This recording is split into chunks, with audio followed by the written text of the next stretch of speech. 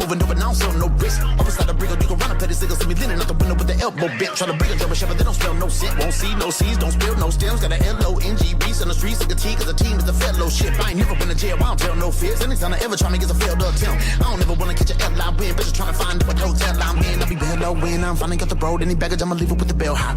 Shell shot when I came home, so let's take a big check when I'm picking in the... Esta manera de marcar los límites de las edades nos recuerda a la demarcación geográfica de las fronteras, que por lo general solo existe en la mente de los hombres y en los mapas sobre el terreno. A veces, nada hay que indique que tal país termina aquí y tal otro comienza más allá, incertidumbre que no impide que se crea ciegamente en la frontera como algo existente en la naturaleza, por lo cual es posible y deseable luchar y morir. Que no se diga que un río, por ejemplo, constituye una frontera real. Un río es solo eso, un curso de agua, un accidente geográfico. Cualquier propiedad cartográfica que se le atribuya proviene de un error noseológico, del olvido de que un límite geográfico es una convención entre hombres tal como los símbolos del lenguaje y que, por dicho carácter simbólico, pertenece a la psique colectiva, es decir, a la esfera subjetiva y no a la realidad objetiva como podríamos creer ligeramente. La cartografía consiste en representar gráficamente signos correspondientes a la configuración de la Tierra y sus accidentes. Al mapa, entonces, posee una relación cierta con la realidad territorial, pero tal relación es unívoca.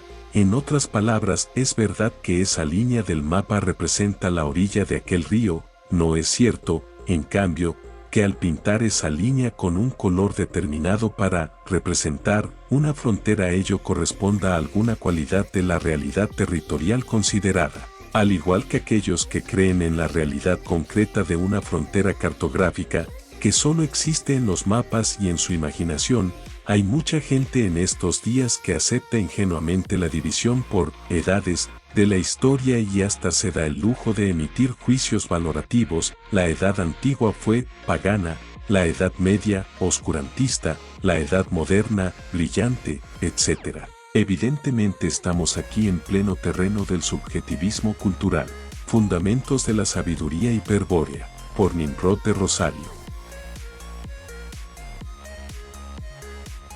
En el anterior video hablamos de lo que es un ciclo, de cómo surge a través de una trayectoria en línea recta o enlace, produciéndose así en el pasú o animal hombre la idea de delimitar un espacio ocupado.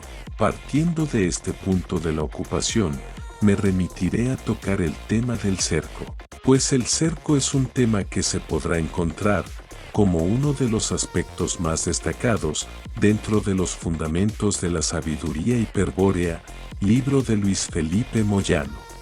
Dicho de nuevo, un cerco es un espacio ocupado por el pasú desde tiempos inmemoriales. El pasú se caracterizó por su instinto territorial, lo que lo llevó a marcar límites para que no invadieran otros su espacio. Pero no solo en el pasú, pues en las demás especies también se encuentra esta ley del territorio o espacio de ocupación, vale decir, universal. La protección de un territorio es un instinto que caracteriza a todas las especies en general.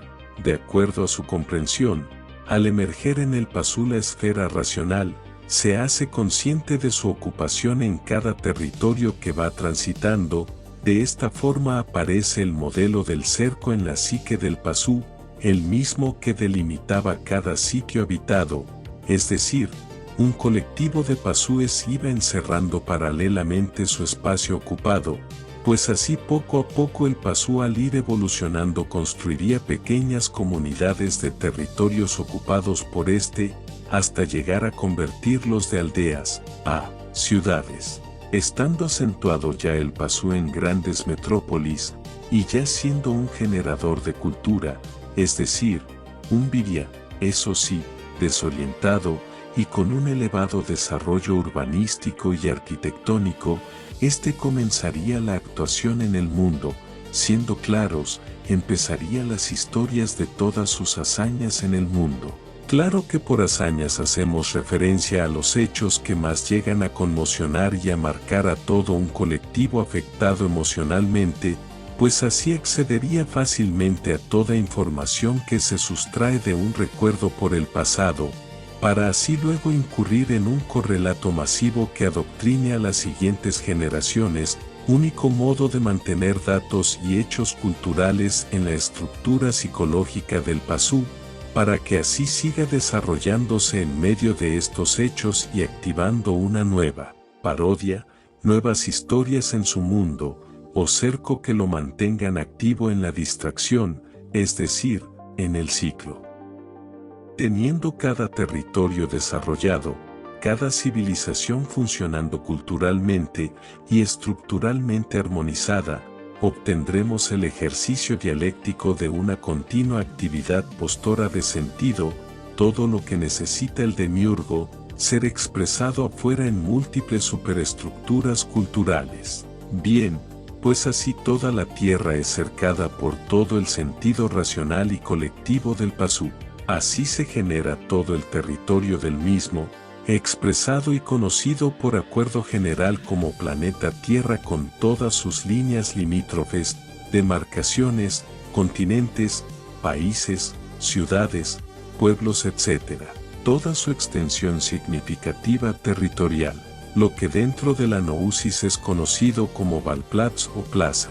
Este mundo es una plaza, es decir, un territorio ocupado por el pasú, en concreto, en su efecto actualizado, por una gama de virias desorientados, trabajando y operando automáticamente a favor de los planes entelequiales del demiurgo y sus dioses arcontes, o huestes a su servicio, que vendrían siendo sus demás desdoblamientos, como religiosos, culturales y de todo objeto racional que lo exprese. Cuando mayoritariamente los virias duermen, junto con los entes más alejados del espíritu, es decir, como el pasú, vale decir, entes sin una pizca de espiritualidad, solo cuerpos animados, que cuentan solo con alma, con la respiración psíquica demiúrgica que mantiene el juego del mismo funcionando, lo que actualmente llamaríamos como NPC o meros personajes del videojuego. Lo anterior dicho en su conjunto forma una plaza, que es todo el mundo del demiurgo o plano material, en él nos encontramos. El viria despierto, por otro lado como poseedor de linaje hiperbóreo, de recuerdo, que cuenta con predisposición y una férrea voluntad de guerrero, se reorienta en la Nousis primordial, revelándosele la trampa, lo que intuye como una tenue reminiscencia de la farsa del plano material, hasta llegar a tener la certeza absoluta de saber que ocupa un espacio enemigo, que es un extranjero, un forastero en un mundo ajeno a él, y sabe con certeza, por un principio gnóstico y una purificación de su sangre gracias a la intensiva lectura y comprensión de los fundamentos de la sabiduría hiperbórea, del uso de la polisemia resignificativa para operar con estrategia en campo enemigo o plaza del demiurgo.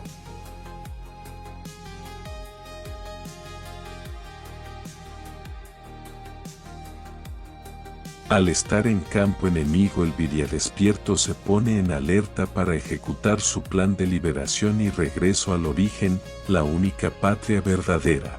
Pero para llegar hasta allí debe valerse estratégicamente de las mismas herramientas que lo componen en el mundo del demiurgo, o lo que introdujo el demiurgo en la psicoesfera del pasú o viria desorientado.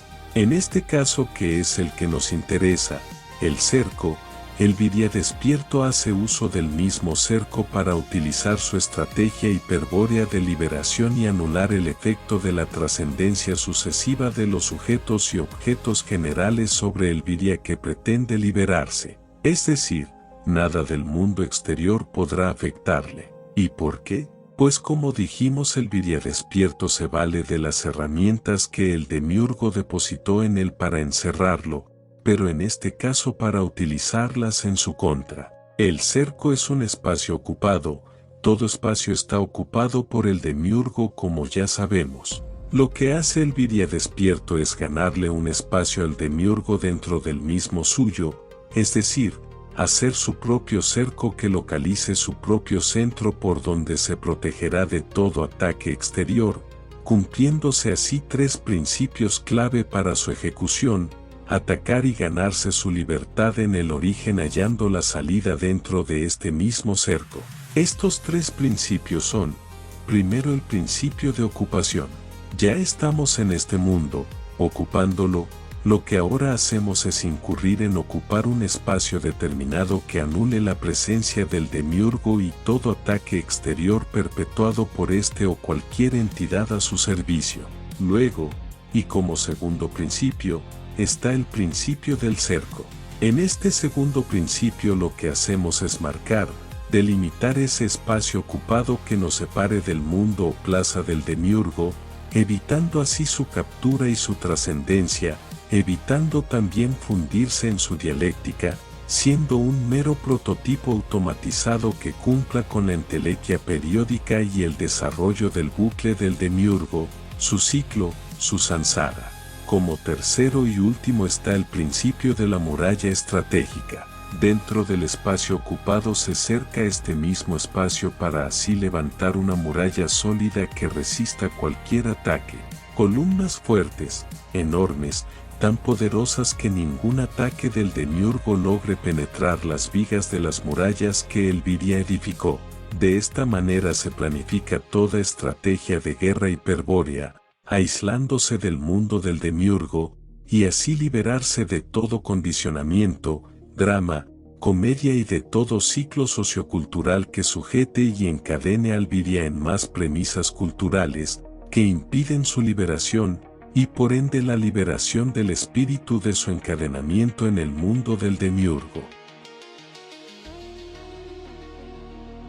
Estas son las claves primordiales con las que todo Viria despierto debe contar, pues éstas le darán el inicio para recorrer su propio camino sin ser afectado por el tiempo trascendente del demiurgo, y ganando tu propio tiempo, siendo tu propio rey y Dios, minimizando la dependencia hacia otros, siendo también tu propio conquistador, rey y amo. Pero ojo, que esto mismo no sea una trampa más que fagocite y termine volviéndose un mismísimo demiurgo. Hay que recordar que la individualidad, a decir, el tiempo inmanente, hace parte también del otro aspecto del demiurgo por donde éste atacará de nuevo al Viria, es la guerra y por donde sea atacarán. Más adelante en próximos videos explicaré esta otra cara de la moneda, sobre el individuo, el solitario, que al alejarse del vulgo, del mundo circundante, no está exento de ser devorado por el demiurgo si no se está reorientado en sus múltiples aspectos, resignificando todo para cuidar de los ataques del demiurgo.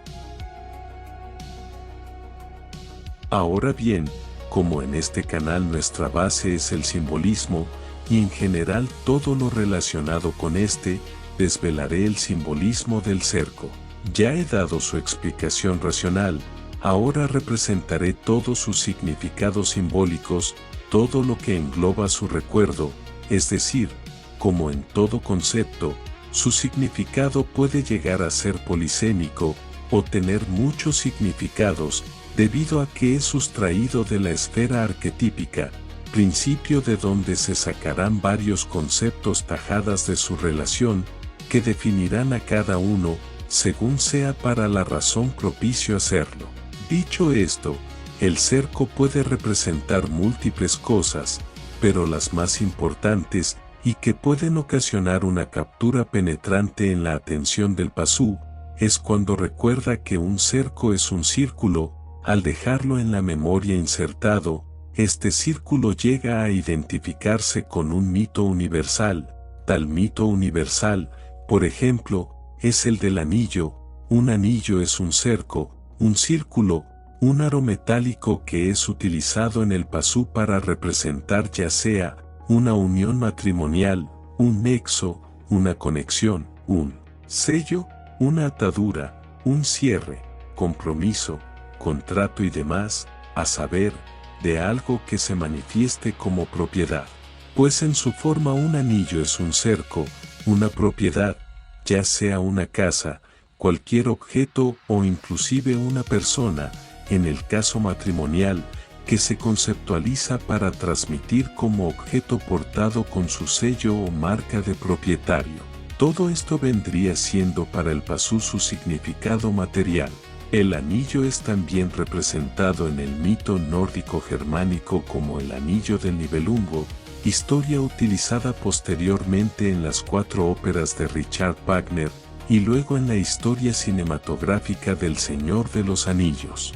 Allí, en esta historia, nos encontramos con el significado del poder, la avaricia, la ambición y la maldición luego de ser fagocitado por las anteriores dichas, pues en esto se refleja lo que es el mundo, en aquellos que toman el poder para mal administrar y manejar de la manera más anarquizada posible, es decir, favoreciendo solo a unas pocas familias privilegiadas, mientras que al resto le dan las migajas de la lucha diaria por tratar de sobrevivir al día a día, operando siempre dentro de un mismo ciclo bucle permanentemente jerarquizado, o en otras palabras, consumiendo y gastando, favoreciendo a los mismos. Aquí encontramos la clave de lo que es el mundo para el pasú y el viria desorientado, un reflejo grosero, densificado, degradado y revertido del arquetipo cerco. Un mundo globalizado y totalizado,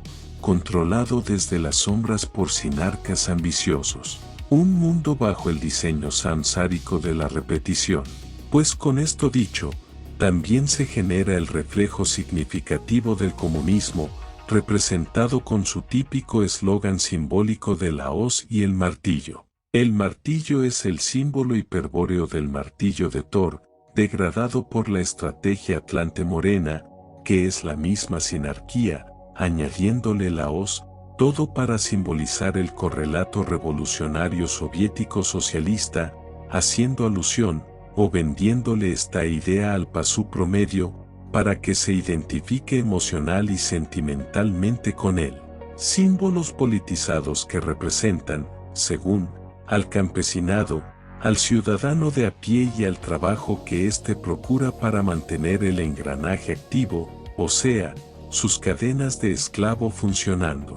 Visto desde una perspectiva gnóstica reveladora, la hoz es el mismo cerco pero mutilado, una parte cortada, pareciendo más a la guadaña de la muerte, pues en realidad el mundo es eso, un cerco mutilado lleno de muertos vivientes, o sea no pasú, pasús que mantienen y alimentan al reino de la muerte y la esclavitud del demiurgo, para su satisfacción.